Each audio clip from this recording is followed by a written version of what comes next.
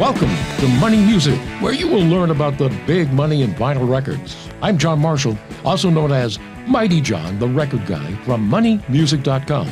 With me, the man who personally knows many of the icons in rock and roll, my friend and legendary Maine lawyer, Derry Rundlett. Well, thank you. How many legendary lawyers are there in Maine? Well, for that particular award, there have been 10 in the last 15 years or so. And Wow. We just had one the other day, and there's a few judges are in there, too. So there's about, well, I would say 12 so-called legends, and also legends like myself, legend in my own mind. What mind? All right. Yeah, what mind? Very imaginative one. Now, at the end of the show, we will tell you how you can get the values for every Elvis, every Beatles record, absolutely free. You don't have to buy anything. Over 2,000 Elvis and Beatle records are on the list. Now, this podcast is not really for record collectors, but for everyone who seeks out treasures at yard sales, flea markets, estate sales, and thrift stores. Plus, at the end of today's countdown, we're going to tell you how you can get free record appraisals and answer some listeners' email.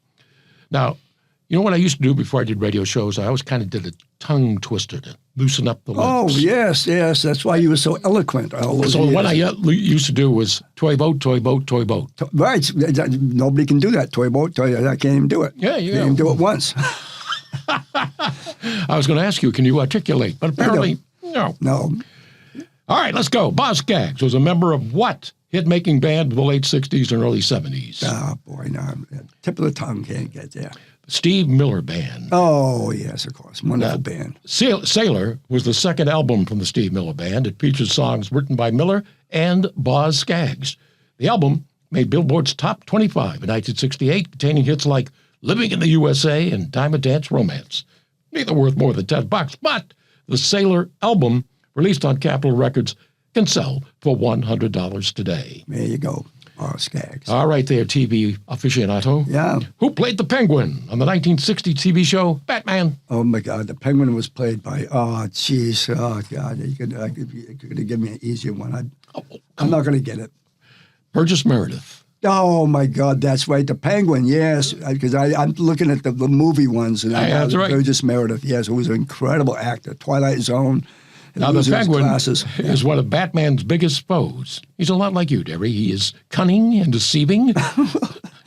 A few realize his true motives until it's too late. Well, I always spoke highly of you, Mighty John. Played by Burgess Meredith on TV, the Penguin held a high-tech umbrella and a cigarette in a cigarette holder. That's right. In 1966, ABC Paramount issued the single by Burgess Meredith, The Capture and the Escape of the Penguin. A copy can get you $100 today, and another $100 for the picture sleeve. There you go. Burgess Meredith. Can you name 4 hits by Little Anthony and the Imperials? Oh, another friend of mine, Mighty John. He came to Cohasset last year and came out outside to have a hug and a handshake. It hurt so bad, tears on my pillow. There's 2 right off the bat. He had a whole bunch. He was wonderful, a wonderful man. He's got a great show on XM Radio, by the way. So the answer is you can't name 4 hits. If I had enough time, I could, Alex. Inducted into the Rock and Roll Hall of Fame in 2009, their first hit came in 1958 with Tears on My Pillow. That's one I know, yeah. Which can now sell for $30. Their second hit came in 1960 with Shimmy, Shimmy, Cocoa Pop. Oh, yes. Shimmy, By the Pop. way, he does that. He's now touring, by the way, with a Happy Together tour. That's the Turtles, Happy Together, and Gary Puckett. But his Little Anthony, yes, he's a wonderful man. We've become pretty good friends. Their debut album, We Are the Imperials, featuring Little Anthony, released on End Records in 1959, is worth up to $125 today. Before we move on, John, my other story about Little Anthony is that when I met him, I said, Little Anthony, I had a radio show in college, and I used to call you guys Little A in the Eyes. He goes, what? And about an hour later, we were smoking a cigar on the beach on this rock and roll cruise. Yeah. I wish, well, no, I do. I'm glad you told us that. I can tell by... Okay. Listen, you're going to throw the names out. If I know them, I want to tell the story. Alrighty. Yeah, okay. Which female superstar from the 60s contracted polio at the age of 9, hospitalized for weeks? She was also starting to smoke cigarettes at that time. What? Yes. Not Leslie Gore. No. No. Joni Mitchell. Oh, my goodness, Joni Joni Mitchell. Mitchell. I wouldn't have thought of her as 60s rock and roll. I really think Well, it was yeah, folk 70s. rock. Yeah. Yeah. In 1970, Reprise Records released Joni's album, Ladies of the Canyon. The album gets its title from Laurel Canyon in Los Angeles. Yes. Well, the rock stars lived. Yes, the album contains best-known songs like Big Yellow Taxi and The Circle Game, on which she's backed up by Crosby, Stills, Nash & Young. The Big Yellow Taxi 45 worth no more than $10, unless it's a promo copy, then it's up to $40. An original copy of the Ladies of the Canyon album worth up to $150 today. There you go. Many of her albums sell in that price range. Is it, oh, no Joni kidding. Mitchell. Wow, she's worth it. She was a wonderful, wonderful artist. Free Man in Paris, what a song that is. Now, who was Frank Zappa's band? Frank Zappa, and oh my God, you got me today. I can't get it. The Mothers. Mothers of Invention. There you go. Oh my God. Okay. All right. They took shots both at left and right wing politics with their album. We're only in it for the money. Yeah. All right. He was Now, quite a character. it also mocks Sgt. Pepper's Lonely Hearts Club Band by the Beatles. A parody of the Sgt. Pepper's cover was made, but the record label, featuring legal action, released it only as the inside of the jacket. A different front cover was issued. Frank Zappa wasn't happy. The We Are Only in It for the Money album, released by Verve Records, can sell for $150 today. This country music superstar was awarded the Presidential Medal of Freedom by Barack Obama in 2013, but was a staunch supporter of Donald Trump. Oh boy. Off tip of our tongue. Garth Brooks. You have so many answers on the tip of your tongue. Yeah, I know, but that's where they stay. It's a female. Oh, Dolly Parton? Close. No, can't get it. Loretta Lynn. Oh, by the way, I have a guitar signed by Loretta Lynn. Yes, There you go. Yes. Loretta Lynn. A coal miner's daughter. She would have 16 number one hits, including You Ain't Woman Enough to Take My Man. Yeah, well, I think she said it a little better than that. In 1963, Decca Records released her first album, Loretta Lynn Sings. A copy can get you $100 today. She recorded her first single, Honky Tonk Girl, in 1960. An original copy on Zero Records can now sell for $250. I never met her, but I went to a ranch and I went to a gift store and I bought that signed guitar. Yep. Yeah, she was a wonderful human being. A movie about her is off the charts. Sissy Spacek. She did a wonderful job, Sister. Yes. Oh my God, they portrayed her in such a loving way. And Loretta Lynn was revered by people. She was a sweet, sweet woman. They backed up Bob Dylan when he switched from folk to rock. Their biggest hits were The Wait and The Night They Drove Old Dixie Down. Oh, don't know. The Band. Oh, wow, yes. The Band. The band, yes. Listen to the band. Made up of 4 Canadians and an American Southerner for a drummer. That was the legendary whom? Their drummer. I don't know. Levon Helms. Oh, there you go. Yeah. The band backed up Bob Dylan when he switched from folk rock.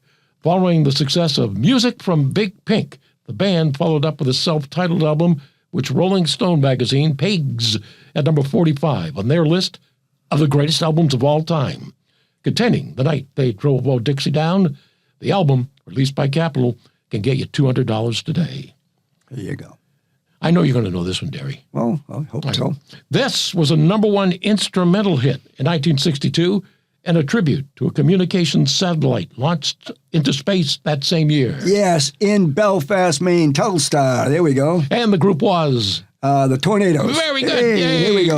Okay, that's for all you people up there in Oxford County. Yeah, yes. Bethel High School. Telstar High School, yes. By the way, a lot of the kids that go to that school don't know that story. I go, you know how it's... No. That's right. I said, you go to a school named after a number one song.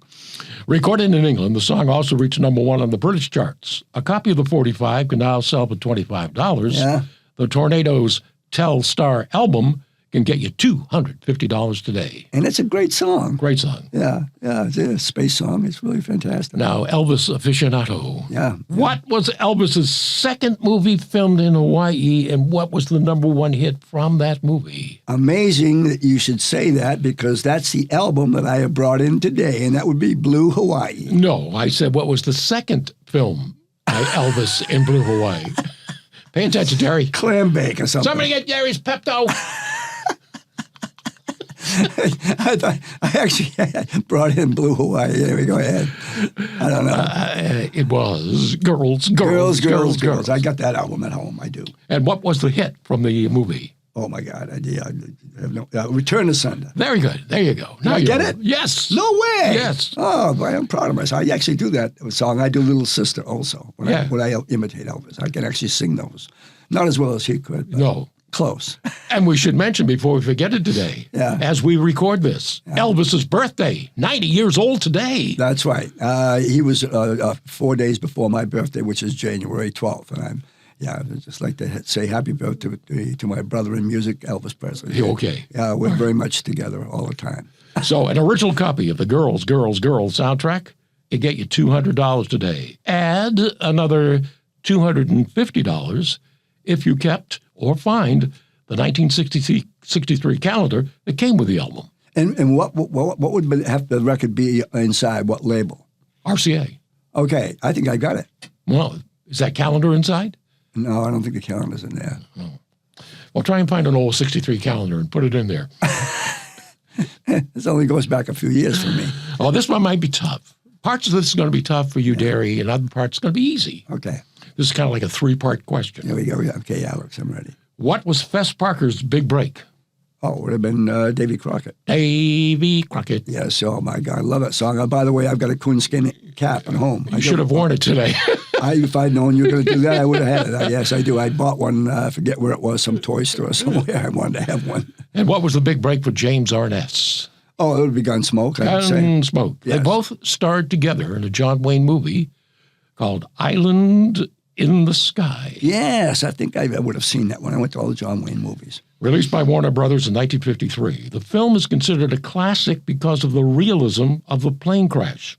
Also in the movie, Fess Parker, who would go on to be Davy Crockett, and James Arness, who John Wayne convinced to take the part of Mac Dillon on the TV way. show. Yes. Well, They wanted John Wayne. Oh, of course they did. Yes. Yeah. By the way, I have a John Wayne BB pistol, signed by John Wayne. Not originally, but that's his signature on the pistol. John Wayne, BB pistol. signed by John Wayne, but not originally signed by John Wayne. No, but they paid. It's a trademark. Oh, okay. The money goes to his estate. Okay. Yeah. It's Now, pretty neat. The soundtrack album, Island in the Sky, worth up to $250 today. Now, we list the values for over 10,000 soundtracks in our soundtracks guide, available at moneymusic.com. Now, Derry, when I came up with this next one, I really wasn't thinking of you. Yeah, I'm sure you weren't. So I would never think this about you, but this is the name of the album. Okay, I'm ready. What 1990s super band had an album called Nimrod? I have no idea. Three-dog night. I have no idea. The first record from the 1990 super band Green Day. Oh, Green Day. Yeah. Was 1,000 Hours. Green Day was known as Sweet Children at the time, despite the objections from the record company. The band, led by Billy Joe Armstrong, switched to Green Day. An original copy of a 1,000 Hours EP released on Lookout Records in 1989 can sell for $200 today. Their 1997 album Nimrod on Reprise Records can now sell for $300. Well, thanks for that. I've been called many things before, but that may be the best. All righty. Now, Martha and the Vandellas are listed in the Rock and Roll Hall of Fame in their category 500 Songs That Shaped Rock and Roll. What is the song? Dancing in the Streets. No. Oh, Heat Wave. Yes. Oh, there we go. Yes. Okay. I gave you a second strike, and you hit a Well, home I run. deserved it because that's a tough question. Martha and the Vandellas placed 26 singles on the charts. Among the biggest, Nowhere to Run, Dancing in the Street, Yes. and their first big hit in '63, Love is Like a Heat Wave. Oh, yes. A copy of the single worth up to $30. A mono copy of the Heat Wave album can sell for $200 today. There you go. Make it $400 for a stereo version. Stereo version of, oh my goodness. On the Beatles album, Something New, they performed one of their #1 hits in German. What's the hit? Yes. Can't do it. Come give me deine Hand. Oh, yes. Yeah, hold my hand. Yeah. Okay. The album that prevented the record from hitting #1 was A Hard Day's Night by the Beatles. Something New also had many of their songs from A Hard Day's Night, including Come Give Me Deine Hand. Well done. That's such a romantic language. Well done. What do you call those? Fräulein John. Yeah. No, I think it's Herr, isn't it? Yeah, whatever. Herr John, yeah. Herr Rundlett. Yes, sir. Yeah. Okay, now an original stereo version of Something New by the Beatles, worth up to $100. But a mono version can get you $400 today. Her big hit came from 1962, and it was called If You Should Lose Me, You'll Lose a Good Thing. Yeah. Timmy Euro. Kind of close. Yeah, who is it? Barbara Lynn. Oh, there you go. Barbara Lynn. That name never crossed my lips. The song has also been recorded by soul sister Aretha Franklin and country star Freddie Fender. But Barbara Lynn's version is the classic. A copy of the 45 can fetch $40. She was only one of the few African-American women who played guitar as she sang her hit. The album, You'll Lose a Good Thing, can get you $400 today. Hey, there you go. Yes. That's good for her. So if you lose that album, Derry, I don't have that one. you'd lose a good thing. I know. Yes. Well, there you go. Who said he was the architect of rock and roll? Oh, jeez. No. Not quick. Little Richard. Yes. Okay. He said he was the architect of rock and roll. I think he was. Yes, I do recall that. But that was not on the tip of my tongue. If you give me a multiple choice, I might have guessed it. But no.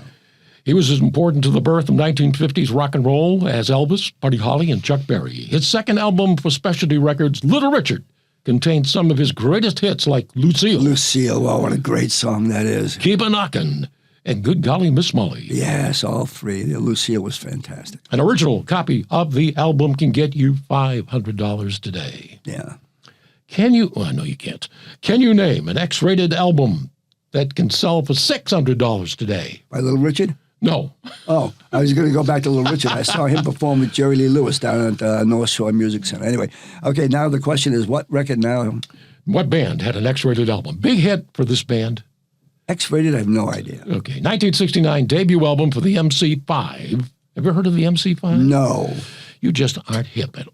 No, I never heard of the MC5. Name of the album, Kick Out the Jams. The band was together for no more than 3 years, but the impression they left had a deep effect on the hard rock groups that followed. True to their Detroit roots, the band took the name MC5, which stands for Motor City 5. Their Kick Out the Jams album was released by Elektra Records, both a censored and an uncensored version. The clean copy, no more than $30, but the X-rated version can get you $600 And what's today. so X-rated about it? I can't tell you, Derry. We want to be... You keep our podcast going. Can you just give me a general topic? And have a picture of you on the cover, okay? That was when I was doing those movies in New York City. Okay, I get it. He was inducted into the Rock and Roll Hall of Fame in 2012, although he only had one top 40 hit, and you probably don't know him or it, but his name was... I don't know. Freddie King. No. Freddie King, inducted in 2012. Really? Recognized for his body of work, including the top 40 hit Hideaway, which also featured on the original Federal record label, can now sell for $50. But he's also noted for being one of the great blues guitarists of all time, for his influence on other greats like Eric Clapton and Stevie Ray Vaughan. The 1960 album, Let's Hide Away and Dance Away by Freddie King can get you $700 today. Now, Derry, she is considered the greatest female jazz singer of all time. I promise you I'm not going to say it.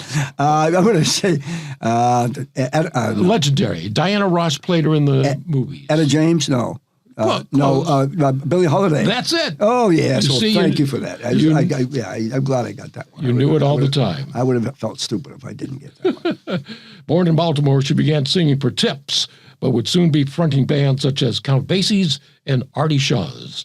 Among her greatest and most noteworthy recordings, Billie Holiday at Jazz at the Philharmonic. Released in 1955, it can sell for $750 today. He did not sing, but many Beatle fans called him the fifth Beatle. The fifth Beatle, oh my goodness. Yes, my God almighty. Tip of tongue, go ahead. Well, I'm not sure you know this, so. What? George Martin. Oh, well, yeah, I mean, he was the producer. Right. Oh, yeah, I didn't realize that he had that, that kind of moniker. Yes. Yeah, well deserved. My God almighty, look at the stuff that he was putting out. Yes, George Martin molded the raw talent of the Beatles into the polished performers heard on vinyl. He has been quoted as saying he would have signed the Beatles to a contract based on their wit alone. Well, and that's why you're on this podcast, because of your wit alone. Nothing else, I'm sure. Certainly isn't my good looks. Now, in 1964, George Martin recorded an instrumental version of A Hard Day's Night. Released by United Artists, a copy of the 45 can sell for $200. The picture sleeve shows the Beatles, making the picture sleeve worth $1,000 today. Get the heck, huh? Yes. Now, before we get to number one on today's countdown, I'm going to tell you again how you can get free record appraisals from me. Limit your list to 3 records so we can get as many people on as possible. Just email your list to mightyjohn1971@gmail.com and put podcast appraisals in the subject line. List the title, the recording artist, and the record label. We want to really hear from you. If we don't respond to you on the podcast, we will still send you the free appraisals. Now, Derry, here's some questions from Todd in Keene, New Hampshire. Todd loves those old 1950s records, so you have a lot in common with Todd. Yeah, that's the station you're on in New Hampshire. Yes. Yes, okay. Let's see. She was only 16. She was only 16. Don. Go ahead. Sam Cooke. Oh, yes. Yes. She was only 16. Yeah, great song by Sam. It's from the Derry Rundlett album. But, Your Honor, she said she was 18. I've got that album at home. It's worth millions. I said that on behalf of a client. Now, released on the Keene record label in 1959, the 45 worth up to $50. However, if you have a copy on a 78, the value jumps to $250. She was only 16. Sam Cooke. Name a song by Dion with a girl's name in the title that's not Sue. Donna, the prima donna. That's good. There you go. There's another one, though. Oh, boy. Can't get it. Ruby Baby. Oh, Ruby Baby, yes. Ruby. Yeah, How I want you. Met Dion, nice guy. Met him with Bobby Rydell. He's a very wonderful man, still performs, sells out. He's always one of the headliners when he goes on the rock and roll cruises. So Todd in Keene, New Hampshire, a mono copy up to $10, but double the price if you have a stereo copy. There you go. Ruby Baby. Yep. Now, Derry, when you were a young man, I'm trying to think back to a long time ago. Yeah, many moons ago. On what hill did you find your thrills? Well, that would have been Blueberry Hill. Very course. good. Yeah. There's a plaque of you up there. Yes, yeah. That's where I want to spend the rest of my life. Building a little house up there. Blueberry Hill by, of course, the great Fat Domino. Released in 1956 on Imperial Records, a black vinyl copy, no more than $25, but a colored vinyl copy can sell for $200 today. Now, here's a trivia question. If you get this right, Derry, I truly will wash your car. Well, you already got a month's worth under your belt. I'll make it a year if you get this. Oh, my goodness. I think I'm going to get this one. What was the name of Sam Phillips' first record label? Oh, yeah. That would be Go Records, Mighty. Go Records. Yeah, already. Now, I'm going to tell you in a minute, but Joe Hill Lewis was a session musician for Sam at Sun Records in the years that predated Elvis. Lewis was literally a one-man band who could play guitar and drums simultaneously. Wow. Derry, that means at the same time. Yeah, so I was wondering what that meant. He is credited with recording the first record that Sam Phillips produced, released in 1950, Gotta Let You Go by Joe Hill Lewis. can get you $6,000 today on the first Sam Phillips label known as It's the Phillips. There you go. That was his label. Well, before you close, I want to do my Elvis record here. All right. You mentioned it in the last show. Yes. You mentioned Blue Hawaii. I happened to, by coincidence, bring it in today. And this is the RCA Victor album on the RCA Victor label. Good condition. Elvis on the cover.